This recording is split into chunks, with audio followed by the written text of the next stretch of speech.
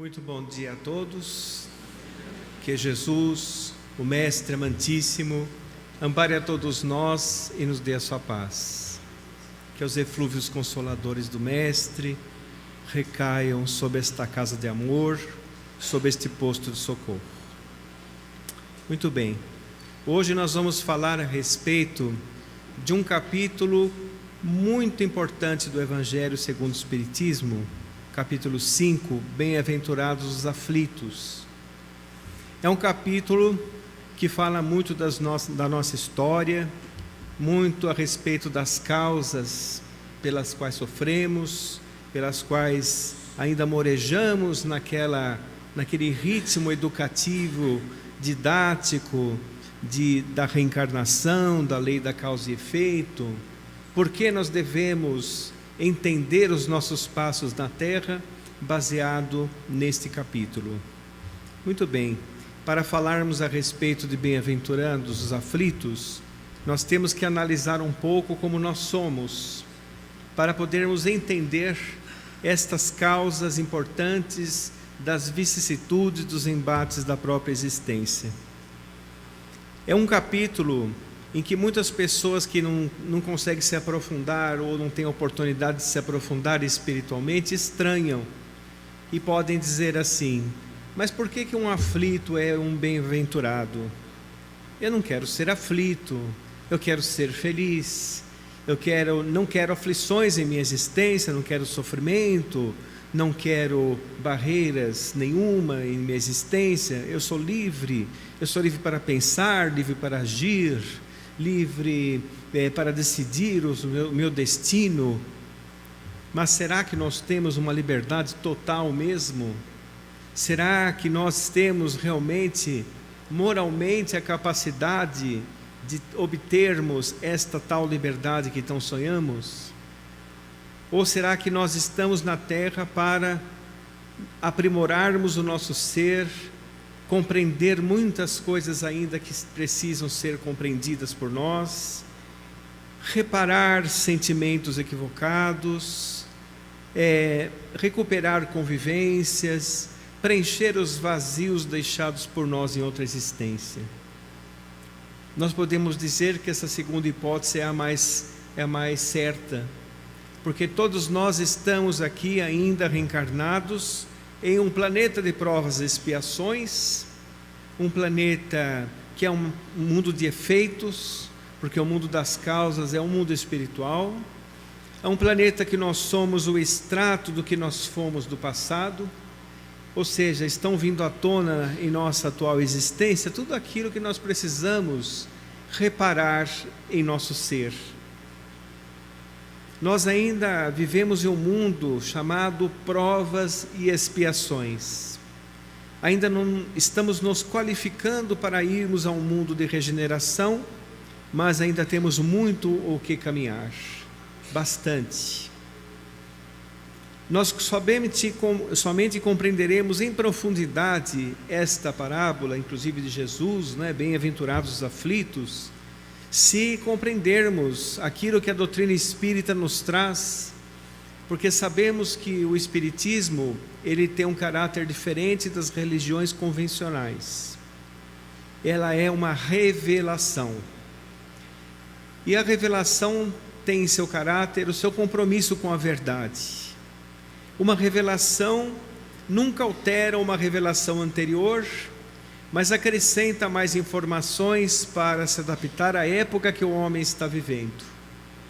Então, essa maravilhosa doutrina que nos promove uma fé raciocinada, não contemplativa, não dogmática, mas raciocinada, faz com que o homem tenha a oportunidade de entender, através do estudo da doutrina espírita, aquilo que ele necessita para compreender os meandros deste capítulo.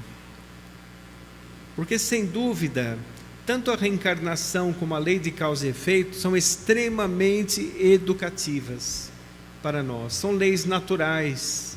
E as leis naturais, elas transcendem o que o homem consegue apalpar ou visualizar. Elas transcendem a matéria, elas fazem parte das características do próprio Criador. De modo que todos nós estamos subjugados a uma lei espiritual, uma lei de justiça espiritual, provinda do próprio Criador, extremamente justa. Extremamente justa. Sem as falhas da justiça terrena, a justiça espiritual, ela é extremamente justa e ampla. Ela segue pela eternidade. Ela é imutável. São leis de justiça que abrangem todas as pessoas do universo.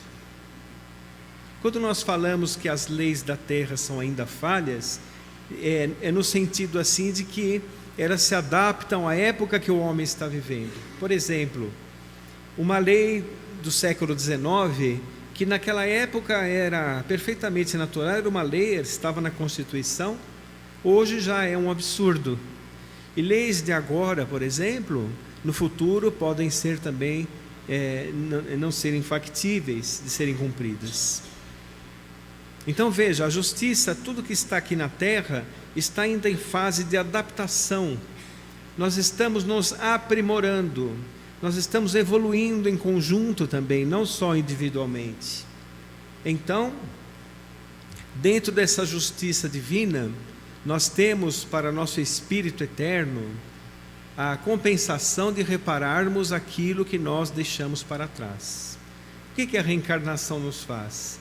Ela nos dá a oportunidade de nós repararmos, de nós revivenciarmos as nossas experiências, inclusive nos colocarmos no lugar do próximo que talvez tenhamos prejudicados no passado. É o que nós deveríamos fazer durante a vida, nos colocarmos durante o próximo, no lugar do próximo. Como não deu tempo, fica para outra vida. Então, a reencarnação é um mecanismo de justiça divina, sem dúvida, um mecanismo de justiça divina. Ela vai promover a oportunidade de nós repararmos aquelas falhas em relação ao próximo. Gosto sempre de citar um livro, Céu e Inferno, de Allan Kardec, ou Justiça Divina à Luz da Doutrina Espírita. Tem um capítulo que fala Código Penal de Vida Futura. Nesse capítulo diz o seguinte, diz que as fases de recuperação de um espírito são 3. Primeiro é o arrependimento. Vocês concordam comigo que o arrependimento, para um espírito se arrepender de algo que tenha feito, ele já precisa ter uma certa consciência, ele já precisa ter um pouquinho de senso de justiça dentro de si. Os seus sentimentos já precisam estar um pouco aprimorados, um pouco mais trabalhados. Aí ele consegue se arrepender. Ele consegue então se colocar no lugar do próximo e se arrepender. É uma fase importantíssima para o espírito. Nesse capítulo, os espíritos da codificação comentam, fala assim, cada uma dessas fases é muito difícil de ser cumprida, mas quando é conseguida, é conquistada, é um verdadeiro júbilo para o espírito. Então, arrependimento. A segunda é a expiação ou o entendimento. O espírito começa a entender o mecanismo de justiça de Deus e que ele vai ter a oportunidade realmente de se recuperar. E a terceira fase é a reparação, que se repara através das reencarnações. Então vejam, hoje, muitas vezes, nós estamos resgatando em lágrimas o que fizemos no gargalhar inconsequente do passado. Muitas vezes, as conquistas espirituais que conseguimos anteriormente, sem dúvida estão nos ajudando agora, mas aquelas faltas do passado também vêm à tona para a nossa própria recuperação. Porque a verdadeira consolação do ser humano não é aqui na terra. A consolação do ser humano, como diz no capítulo seguinte ao capítulo 5, que é o Bem-aventurados os aflitos, no Evangelho segundo o Espiritismo, o capítulo seguinte, o capítulo 6, o Consolador prometido. Lá diz claramente: a verdadeira consolação não é na terra. Nós estamos em um mundo provisório. Nós estamos muitas vezes em um vale de lágrimas. As alegrias da terra são alegrias efêmeras, passageiras, do mundo material, quero dizer, né? São alegrias efêmeras, para nos reabastecer de forças, para conseguirmos vencer aqueles embates naturais do aprendiz. Todos nós estamos em fase de aprendizagem. Então poderíamos dizer assim: a terra, ela é uma grande escola para o espírito. Porque quando nós desencarnamos, nós vamos para faixas evolutivas compatíveis com o nosso estado espiritual. E lá convivemos com pessoas mais ou menos do mesmo nível espiritual que nós. Continuamos a nossa evolução no mundo espiritual, continuamos aprendendo, mas quando nós reencarnamos, misturam-se as faixas evolutivas, os padrões evolutivos, muitas vezes no seio da própria família terrena. Porque nós sabemos que em uma família terrena podem existir espíritos de variados graus evolutivos.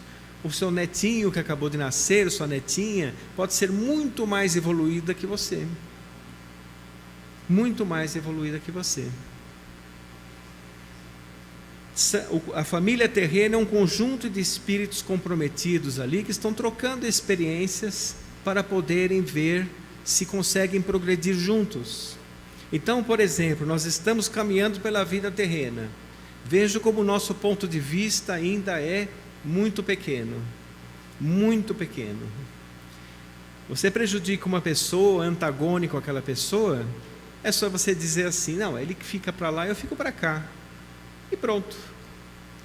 Lê do engano. Na outra encarnação ele pode reencarnar como seu filho. Ele pode reencarnar no seu seio familiar, para que você possa reparar junto a ele aquele mal causado. Aí você vai tentar sair da posição de antigo algoz para a posição de benfeitor. Esse que é o mecanismo de justiça da reencarnação. Então, para entendermos essa lição, bem-aventurados os aflitos, precisamos entender também esse mecanismo de justiça divina. Você caminha pela terra, prejudica a sua saúde, não cuida da sua saúde, faz excessos variados, desencarna muitas vezes antes da hora, porque nós podemos antecipar o nosso desencarne se quisermos. Na outra encarnação você vem com alguns probleminhas de saúde, porque você infringiu ali uma lei de sobrevivência, uma lei de permanência na Terra. Você alterou seu plano reencarnatório, seus anos que você ia viver aqui, por negligência às vezes, não é? Por fraqueza, por distração, por vários motivos. Aí você vem com um probleminha de saúde na outra encarnação. O que você passa a valorizar então? A sua saúde? Você nunca mais vai prejudicar a sua saúde. Aí muita gente pode perguntar assim: mas qual que é o sentido disso se eu não me lembro o que eu fiz no passado? Como é que eu vou aprender se eu não me lembro o que eu fiz no passado? Esse capítulo fala disso também. O esquecimento do passado é muito importante, porque imaginem só, se nós tivéssemos nessa atual existência lembrança do nosso passado, como é que nós iríamos nos recuperar? Qual o estímulo para se recuperar? Poderia insuflar muito a nossa vaidade ou muito mais a nossa culpa? Poderia nos desestimular ao progresso? As pessoas que você tem em torno de si, se você soubesse que foram pessoas que foram antagônicas a você, qual o estímulo para você poder se recuperar com elas? Não teria. Além do que, você ia misturar o que está no teu inconsciente do espírito com o seu consciente presente, perturbando-o.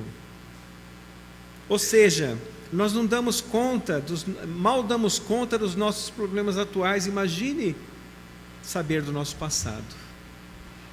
Então, o que brota do nosso passado está dentro de nós, está no inconsciente do espírito, e é isso exatamente que nós temos que trabalhar. Aqueles sentimentos equivocados, aquelas manias, o jeito, o gênio, tudo isso que brota de dentro de nós é o que nós somos no passado. É exatamente o que nós temos que trabalhar agora. Sem contar que as pessoas fazem muitas fantasias a respeito da reencarnação, não é? Existem muitos reis, faraós reencarnados, né? Não tem nem tanta pirâmide para tanto faraó assim que está reencarnado. Pois é. Certa vez uma senhora foi procurar o Chico e perguntou para ele assim: Chico, curiosa, eu gostaria de saber o que eu fui na outra encarnação. Perguntou na lata ali para o Chico. Aí o Chico olhou pelo óculos assim, quando ele olhava assim, as pessoas já sabiam que ia haver alguma novidade, né? Ele falou para ela assim: melhor a senhora não saber. E continuou. E ela saiu de novo decepcionada, a pessoa que fosse falar que ela tivesse sido uma rainha, alguma coisa. Mas o fato é, o que importa é aquilo que brota do nosso coração. Que brota no nosso coração. Aqueles sentimentos que vêm à tona. Esse sim é o ser do passado. Essas tendências. Nós estamos reencarnados para isso. Você vê uma pessoa que você gratuitamente, entre aspas, não simpatiza com ela. Você antagoniza com aquela pessoa. Do nada. Saiba que não é do nada. Algum motivo tem. Então é exatamente ali que você precisa trabalhar. Às vezes, as pessoas não conseguem caminhar conosco e nós não conseguimos caminhar com elas. Acontece muitas vezes. Às vezes o ideal é diferente, o pensamento, até o palavreado, o jeito, né? Varia muitas coisas, não dá para caminhar juntos. Talvez seja esse o motivo do antagonismo. Mas essa pessoa é digna de outras coisas da sua parte. Ela é digna do seu amor, ela é digna do seu perdão, ela é digna da sua boa vibração para que ela possa vencer também, nessa escola educativa que nós estamos, os embates da própria existência. Então vejam, não tem nada a ver uma coisa com a outra. Essa pessoa pode ser antagônica a você e você pode ao mesmo tempo desejar o bem para aquela pessoa. Porque nós costumamos descartar e generalizar, né? As pessoas às vezes têm um pequeno defeitinho e nós não vemos os nossos, a gente já generaliza, a pessoa já não serve para mais nada, você afasta a pessoa da sua vida.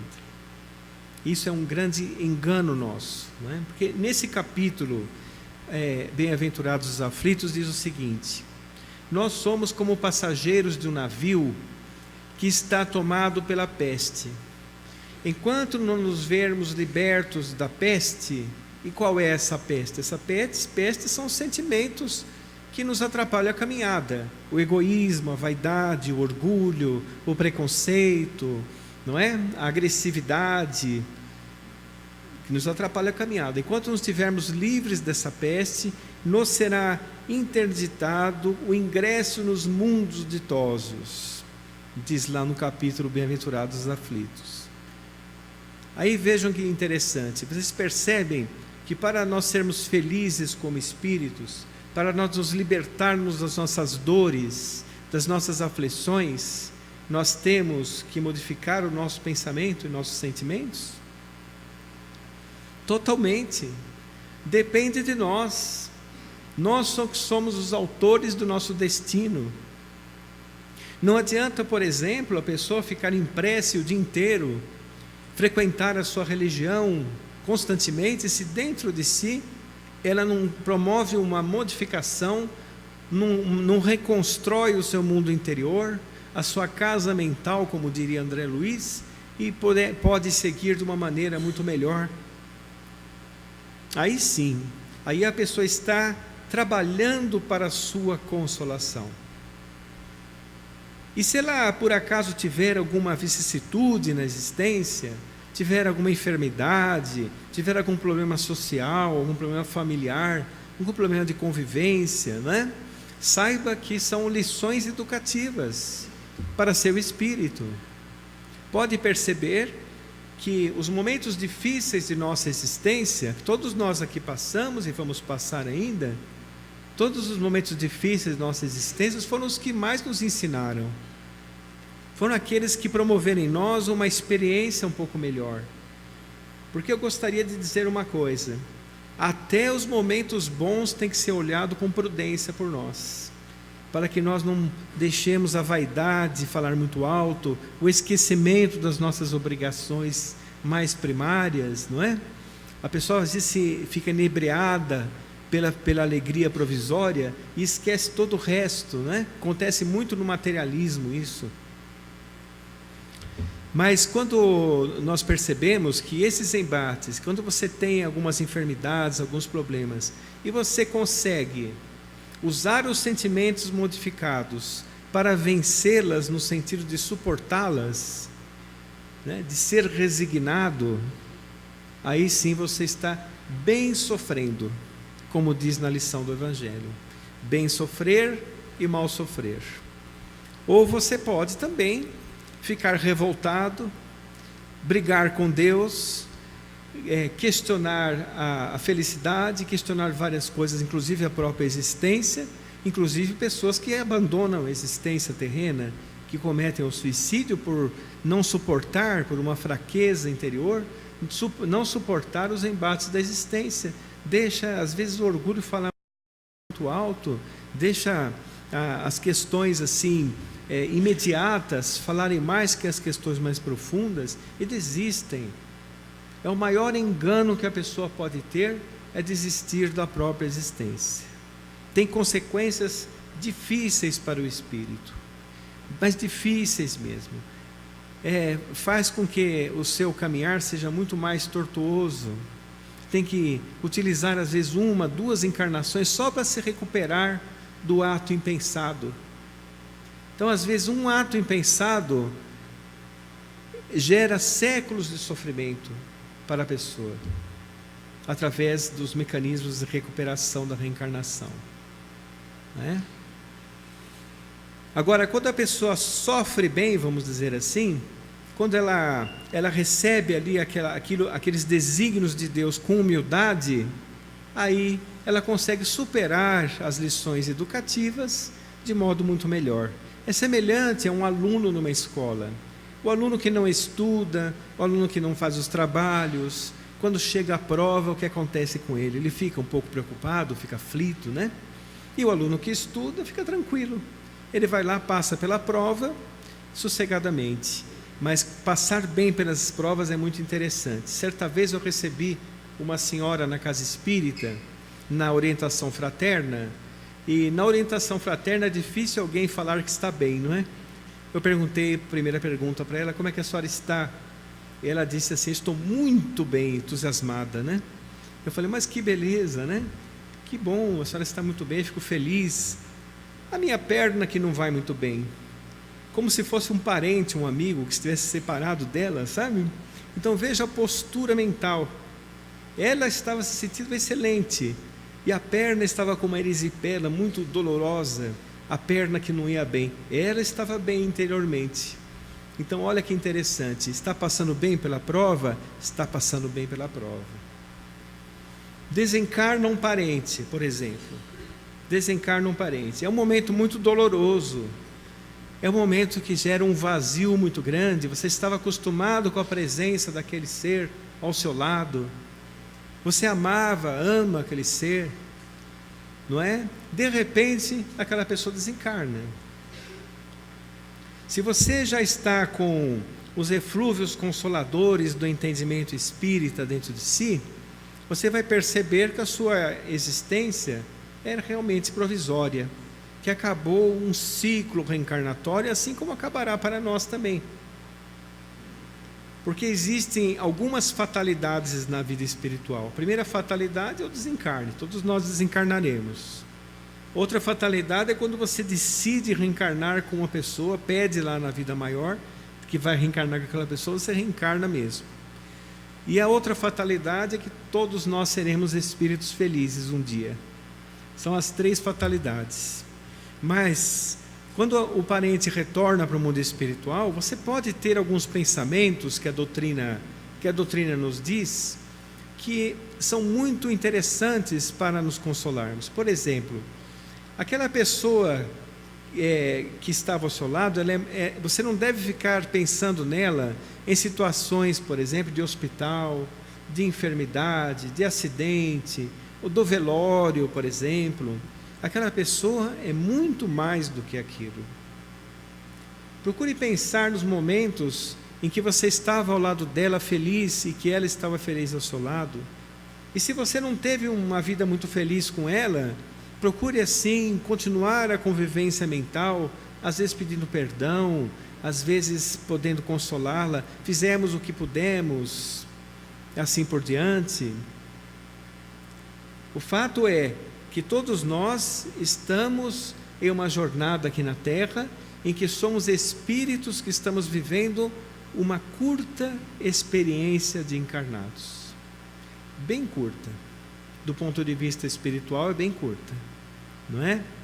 Então, se nós estamos aqui passando por algumas agruras, se nós estamos passando, como citamos, o desencarne de pessoas que nós amamos, chega uma fase da vida, depois dos 50 anos, que você entra na idade das perdas, começa a desencarnar as pessoas que conviviam com você, mais ou menos, né? Certo?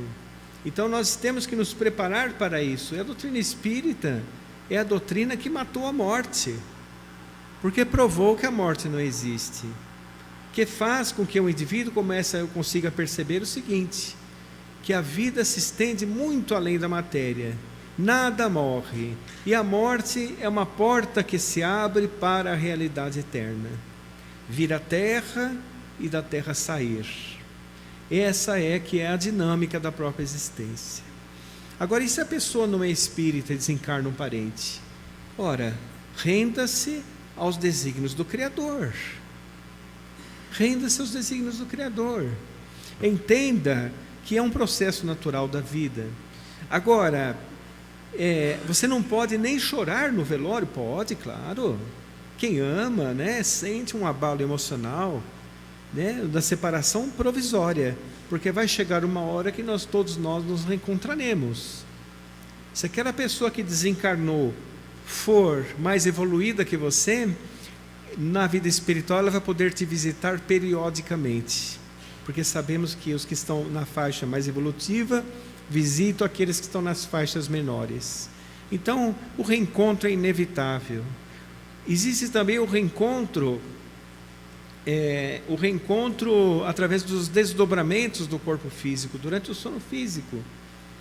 Os espíritos se utilizam muito dessa técnica, de retirar muito mais do que a mediunidade, porque através da mediunidade tem poucas oportunidades, né, de reencontro. Eles nos retiram durante o sono físico e invariavelmente nos reencontramos com os parentes que retornaram para a vida espiritual. Quando chega aqui na Terra, nos lembramos rapidamente, mas convivemos, conversamos e lembramos somente um pouco, só para ter aquela imagem. Isso é muito utilizado para aliviar a dor de ambos. Então vejam, a vida espiritual, ela nos consola o tempo inteiro. O tempo inteiro. Então por isso que Jesus falou assim: bem-aventurados os que choram, os aflitos, os perseguidos, porque serão consolados.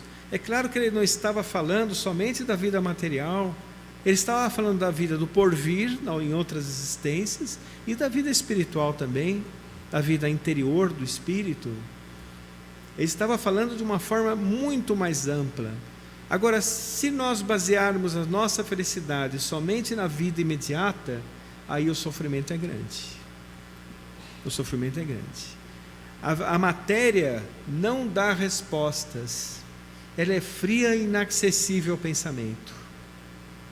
O espiritismo não é contra a matéria, de jeito nenhum, né? Nós vivemos em um mundo material.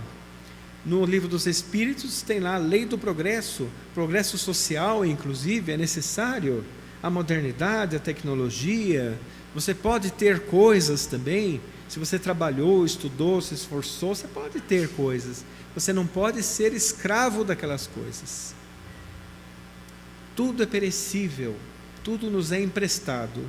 E o que realmente importa é o nosso espírito, é a riqueza e a bagagem espiritual que levamos dentro de nós. Essa que é a verdadeira felicidade. Nesse capítulo fala a respeito, eu vou mudar um pouco a frase, o verdadeiro infortúnio. Qual que é o verdadeiro infortúnio? Olha como a nossa lógica é diferente. O verdadeiro infortúnio é o excesso de conforto, o excesso de distração, de alegria, excesso, porque nos faz cegar para as responsabilidades do Espírito. Olha que interessante isso. Conheço o Chico falava algo muito interessante, voltando a dizer que a doutrina espírita não é contra a aquisição de bens. A pessoa pode ter bens, não deve ser escravo dos bens. Mas o Chico falava assim: eu conheço gente tão pobre, mas tão pobre que só tem dinheiro.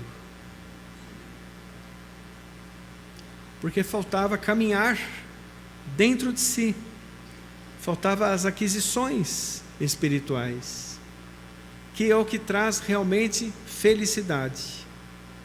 Nesse capítulo diz assim: quanto mais grave tenha sido a enfermidade, mais amargo tem que ser o remédio. E nós não devemos deflagrar o fruto com as nossas imperfeições, visto que, do contrário, teremos que recomeçar. Quer dizer, você passou de uma forma errada por essa existência, você veio com uma série de compromissos e não conseguiu cumprir, não tem problema. Quer dizer, tem problema, não é? Mas você vai ter que recomeçar. Você vai ter que recomeçar a jornada, semelhante ao aluno que repete de ano. Vai ter que recomeçar. Esse é o mecanismo maravilhoso da evolução proporcionado pela reencarnação. É uma parte fundamental da demonstração do amor de Deus por todos nós. Porque nenhuma de suas ovelhas se perderá, como ele mesmo disse, porque essas ovelhas terão várias oportunidades de crescimento, tem várias oportunidades de recuperação. Por isso que nós não nos perderemos. Nós colocaremos a nossa existência dentro de um mecanismo evolutivo de autoconhecimento maravilhoso.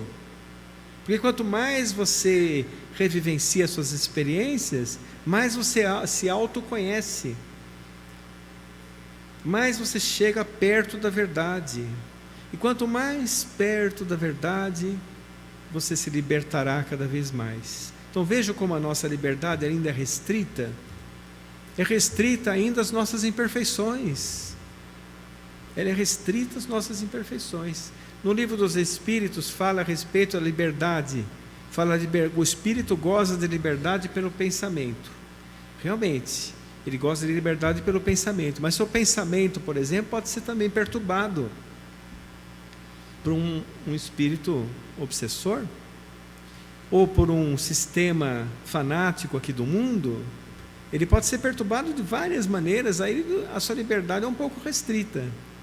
Ele só vai ter uma liberdade total de pensamento quando ele estiver liberto das amarras da imperfeição. Aí sim, aí nós estaremos realmente libertos. E se você estiver se esforçando para isso, excelente, excelente, porque nós estamos num nível espiritual que é um nível de extremo aprendizado. É uma escola que nós falamos que o mundo é uma escola com caráter de hospital. E por que não dizer até um pequeno sanatorinho de vez em quando, não é? Certo? Nós estamos aqui em experiências sucessivas. Experiências sucessivas. E nessas experiências nós estamos crescendo. Por isso que os aflitos são bem-aventurados. Se eles souberem passar bem pelas experiências, eles estão crescendo da forma melhor possível. Se ele estiver revoltado, terá que recomeçar, visto que Deus, a inteligência suprema do universo, está por nós, cuidando de nós, nos amparando e nos levando para o equilíbrio. Por isso que a fatalidade de todos nós é a felicidade. Nós sabemos que tem causas anteriores das aflições, nós citamos através das vidas passadas, dos equívocos das vidas passadas, e tem causas atuais das aflições também. Por exemplo, uma pessoa nessa atual existência, ela é intolerante, ninguém serve, ninguém presta para ela. Qual que é o futuro dessa pessoa nessa existência mesmo? A solidão? O abandono? Não é? Amizades não sinceras, talvez? Sim. Causas atuais das aflições. Ela se locupletou de viciações, prejudicou a sua saúde. Qual que é o futuro dessa pessoa nessa existência mesmo? A perda da saúde, o desencarne antecipado, o sofrimento, porque as pessoas em torno também sofrem, né? Ele acaba se responsabilizando pelas pessoas que sofrem em torno também. Então vejam, nós temos causas atuais e causas anteriores das aflições. Também está nesse capítulo. Agora, podemos pensar assim: mas eu sou tão imperfeito, eu não consigo fazer as coisas direito, eu vejo que uma coisa é errada, quando eu vou ver, eu faço. Acontece muito isso, não? Não tem problema. A queda é própria do aprendiz. É própria do aprendiz. O importante é nós termos uma referência, como por exemplo do Evangelho, certo? O Evangelho de Jesus, temos a referência que vai nos soerguer e poder nos redirecionar no caminho correto. Isso que é importante, é próprio para quem está aprendendo. O mundo espiritual envia para as famílias terrenas sempre uma pessoa que é o esteio espiritual da casa. Sempre envia. Muita gente deve estar pensando: esse sou eu, né?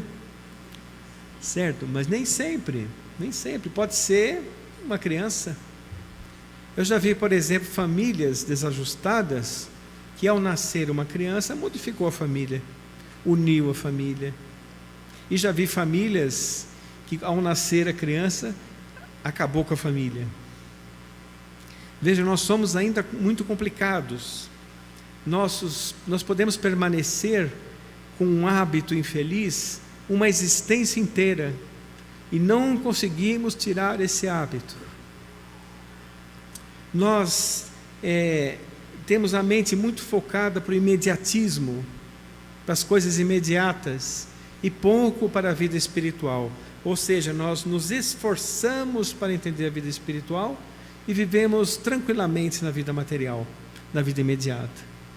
Deveria ser ao contrário. Nós deveríamos nos esforçar para viver na vida material e ter em mente somente a vida espiritual, mais a vida espiritual. Aí sim, nós estaríamos no caminho certo. Porque a lógica de Jesus é completamente ainda diferente da nossa. Então, por exemplo, eu vou citar uma frase que eu devo ter falado essa frase aqui, mas vale a pena, Jesus sempre vale a pena falar, não é? Quando ele diz assim: bem-aventurados, vinde a mim, todos vós que estáis aflitos e sobrecarregados, eu vos aliviarei. Veja bem, Ele nos aliviará em nossas aflições. O capítulo é bem-aventurados os aflitos. Ele nos aliviará em nossas aflições.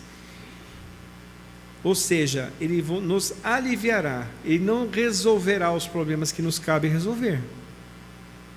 Ele nos dará paz, Ele nos dará entendimento, Ele nos dará forças renovadas, para nós mesmos cumprirmos as nossas etapas educativas em nossa marcha evolutiva. É assim que funciona. Mas Ele deu a recomendação mais grave a seguir, quando Ele disse assim: vinde a mim. Nós estamos indo até Ele?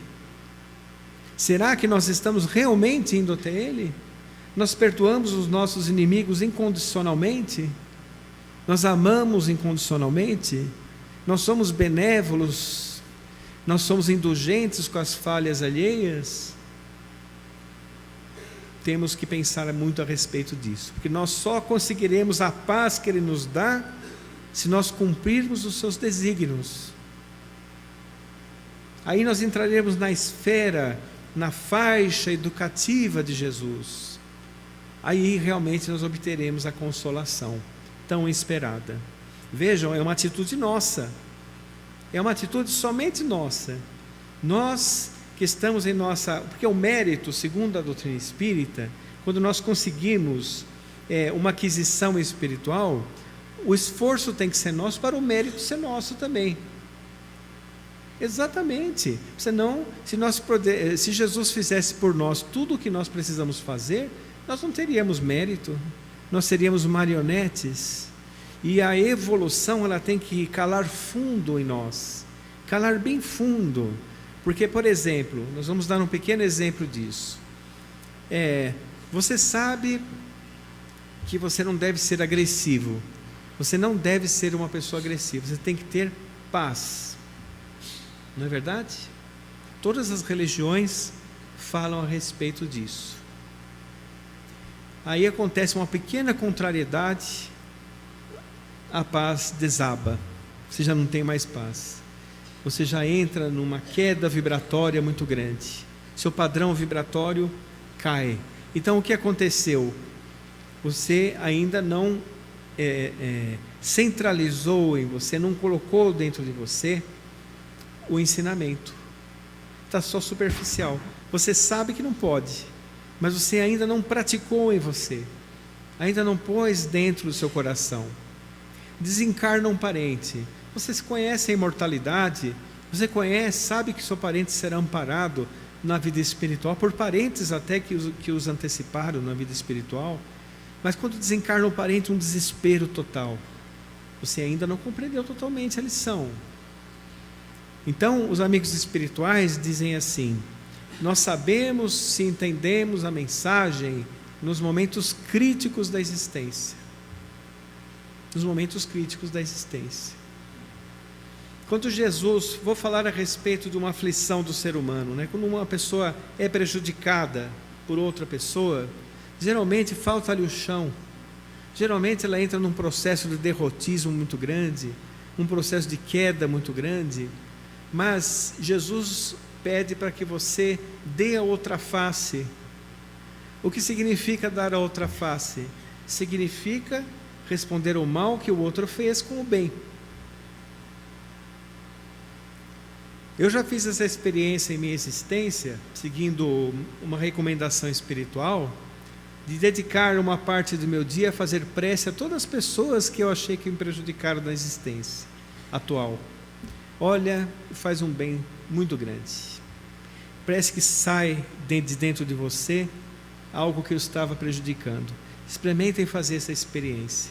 Aí você vai dar a outra face, você vai responder o mal com o bem. Então, dentro do processo evolutivo, todos nós nos libertaremos das aflições. Por isso que nós somos bem-aventurados. Suporte a sua aflição do momento, que tudo passa. Suporte com fé, com coragem, com resignação, com paciência. Aliás, no capítulo Alegria da Prece, fala a respeito disso.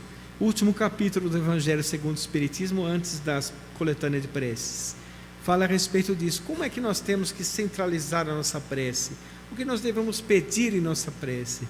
Nós devemos pedir coragem, paciência e resignação, para suportar as etapas educativas dadas por Deus para o nosso próprio bem, porque Deus nunca erra. Deus é a inteligência suprema do universo. Todos nós estamos mergulhados em suas leis imutáveis e temos a necessidade de viver com confiança e fé. Aí nós conseguimos passar por nossas etapas educativas, como diz no próprio Evangelho, como se tivéssemos asas nos pés. Nós vamos passar realmente pelas vicissitudes e vemos que nós continuamos. Todos nós aqui passamos por problemas, não? E estamos aqui. Agora, se passamos bem ou mal, vai da nossa própria consciência, que vai dizer se passamos bem ou mal pelo problema. Se nós aprendemos com ele, ótimo. Se nos revoltamos com ele, ainda teremos que recomeçar. Eu gostaria de encerrar essa palestra com uma prece que foi recebida por nosso irmão Divaldo Franco, prece do agradecimento. Nós vamos ver como o processo reencarnatório nos auxilia e como nós podemos realmente nos recuperar. Nós caminhamos por uma trajetória, todos nós, de progresso contínuo. O espírito evolui continuamente. Se estamos passando por um problema no momento, tenhamos fé, tenhamos coragem, que esse momento passa e nós vamos nos fortalecer. Muito obrigado, Senhor, pelo que me deste, pelo que me dás. Muito obrigado pelo ar, pela mão, pela paz. Muito obrigado pelo que meus olhos veem no altar da natureza. Olhos que fitam o céu, a terra e o mar, que acompanham a ave ligeira que corre fagueira pelo céu de anil, que se detém na terra verde salpicada de flores em tonalidades mil. Muito obrigado, Senhor, porque eu posso ver meu amor. Diante de minha visão, pelos cegos eu te formulo uma oração, porque eu sei que depois desta vida, na outra lida, eles também enxergarão. Muito obrigado, Senhor, pelos ouvidos meus, que me foram dados por Deus, ouvidos que ouvem a música do povo que desce do morro na praça a cantar, a melodia dos imortais que se ouve uma vez e que não se esquece nunca mais. Pela felicidade de ouvir, deixa-me pelos surdos pedir. Eu sei que depois desta dor, no teu reino de amor, eles voltarão a sentir. Muito obrigado, Senhor, pela minha voz, mas também pela tua voz, pela voz que ama, que canta, que ilumina, pela voz que ensina, que enalteia uma canção e que teu nome profere com sentida emoção.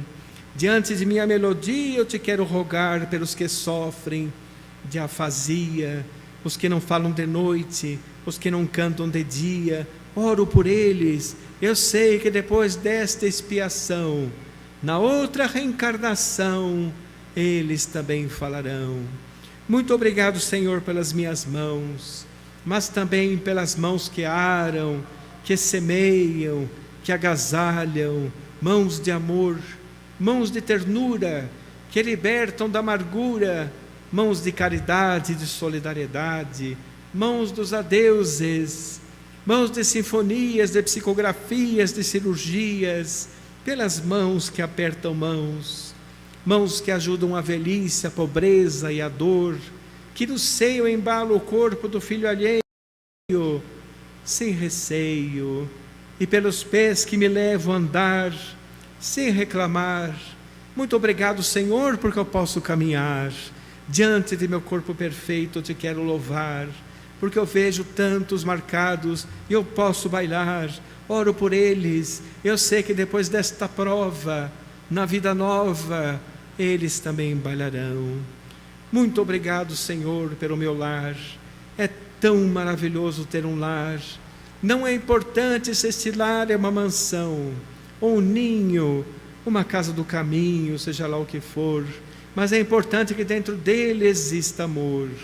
Amor de mãe ou de pai, de esposo ou de um amigo, de um filho ou do irmão, a companhia de um cão. Mas se eu a ninguém tiver, nem aí blasfemarei, pelo contrário direi: muito obrigado, Senhor, porque eu nasci. Muito obrigado porque eu creio em ti, pelo teu amor. Obrigado, Senhor. Muito obrigado, Senhor.